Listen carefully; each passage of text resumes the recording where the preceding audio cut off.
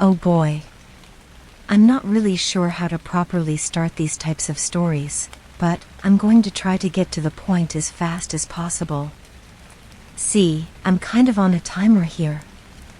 I'm currently writing this on one of the computers in the library at my college. As I type, I feel like I'm being watched from the shadows. I know it sounds crazy, but I need to get this story out somehow. Nobody here will believe anything I say. I'm falling behind on all of my schoolwork to the point where I might be put on academic probation. I also got fired from my part-time job because I was scaring the customers. Anyways, I want to at least do something so I can tell myself this was all worth it.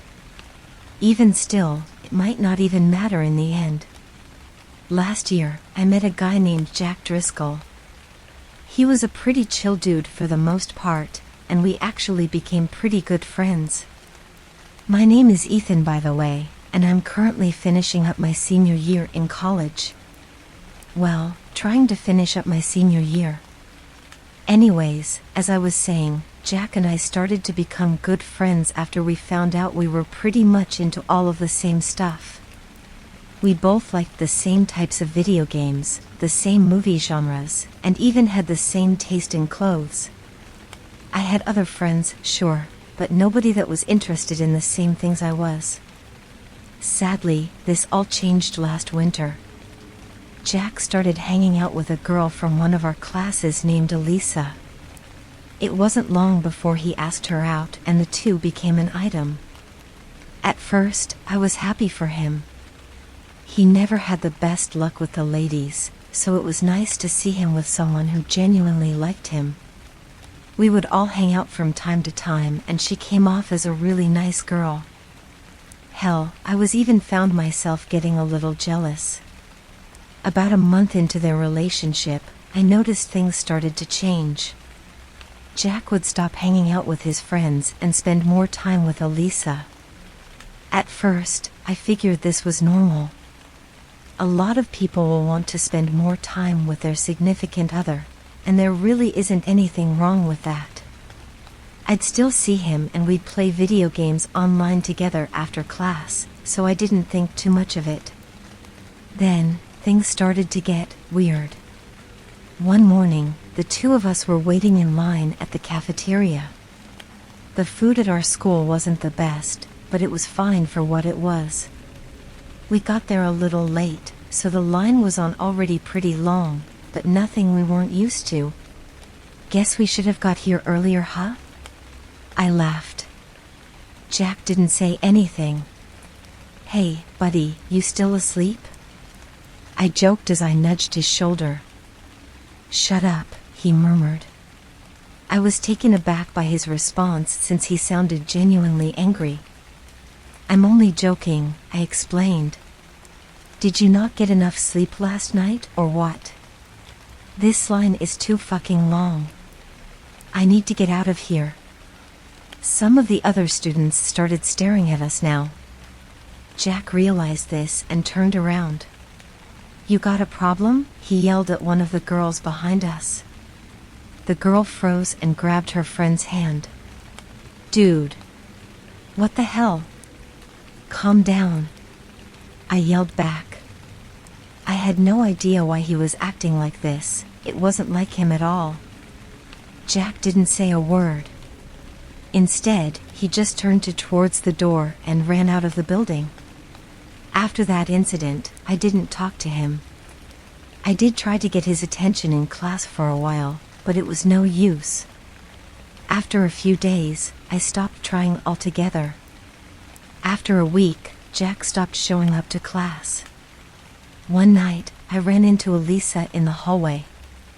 I was done with classes for the day and was ready to head back to my apartment. Hey, Alisa, I said with a smile. Oh. Hi, Ethan, she said, smiling back. For some reason, her smile sent a chill down my spine. Why did she seem so happy when her boyfriend was clearly not doing well? I adjusted my backpack before I spoke again. So, what's up with Jack? Is he okay? Alisa looked up, almost like she was thinking of the answer to a math problem. She turned back to me and answered cheerfully. "He's perfectly fine," she said with a grin. "He's actually better than ever." "Oh, okay," I said, clearly unconvinced. "Well, in that case, could you tell him that dash? Better than ever." She interrupted. This startled me. I wasn't sure why, but something about his girl suddenly felt sinister. She walked away, leaving me standing there in my confusion. I snapped out of the weird trance I was in. This is stupid, I thought to myself. I'll just try calling him again. I had called him before, but stopped trying when I was convinced he wouldn't pick up. That night, I decided to call him up and ask if I could come over. To my surprise, he answered immediately. "Yo." Jack answered. "Hey, man, what's up?" I asked. "What do you want? Is everything okay with you?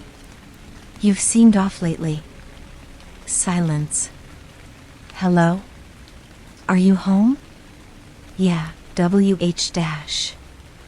I'm coming over." After Jack told me he was on his way, the call ended. I'm not going to lie, I was pretty scared. The tone of his voice sounded panicked, almost like he was trying to get out of whatever situation he was in. About 45 minutes after the phone call, I heard a knock at my door. "Hey," I said as I greeted Jack at the door, "what's up?" I tried to remain as calm as possible. It was obvious once I saw him that something was seriously wrong with the guy. "I don't know," he whispered as his eyes darted back and forth. "Are you alone?" I nodded my head and let the poor guy in. He sat down on the old couch I had set up in front of the TV. My roommates were out for the night, so I wasn't really worried about anyone coming back anytime soon. "Dude, what is going on with Dash? Turn off the lights." I froze for a minute. "Jack, you're scaring me." "What's Dash?" "Turn off the lights." "She can't find me." I did as I was told. This was turning out to be worse than I thought. "Are you talking about Alisa?" I asked, my voice trembling slightly. "Did she do something to you?" Jack didn't answer. I put my hand on his shoulder. "Dude, I want to help you. But there's nothing I can do if I don't know what's going on." Jack was violently tapping his fingers on his legs. He continued to stare at the ground as he answered me. "There's something wrong with her, man," he whimpered. "I think she's, like, part of a cult." I raised my eyebrows. I could tell he was scared, but this was a little much. Even still, she must have done something pretty messed up to him for Jack to think this way. "Why do you say that?" I asked. "Also, have you asked anyone for help? If she's scaring you that badly, you know you can go to the police, right?" "I can't." He jerked his head to face me, and I almost threw up. Jack was crying, but his tears were black. I thought I was seeing things at first since the lights were off, but he confirmed my suspicions with what he said next. "She did this to me. I don't know how, but I know it was her." He continued to cry, the black liquid staining the couch cushions like ink. "The other night, she caught me crying these gross fucking tears and said that I was ready." What the fuck is that supposed to mean? I didn't know how to answer him. This was totally beyond my realm of understanding, and I knew there was nothing I could say that would give him any relief. "We'll figure something out," I said, after about a minute of total silence. "But we should call the police. You should also go to the hospital. Whatever is going on with your eyes can't be good and needs to be looked at." Jack wiped his face with the sleeve of his hoodie. "She can't find me," he said, calming down a little. If she finds me, I'll dash. Jack fell silent as we heard a soft knock at my front door. Jackie, I know you're in there. It was a girl's voice. It's time to go, they're waiting for us. Your friend can come too if he wants to. Jack sprung up from the couch, ran towards the back door, and disappeared into the woods behind my apartment. Jack, wait! I yelled. It was useless. I raced after my friend while dialing 911 on my cell.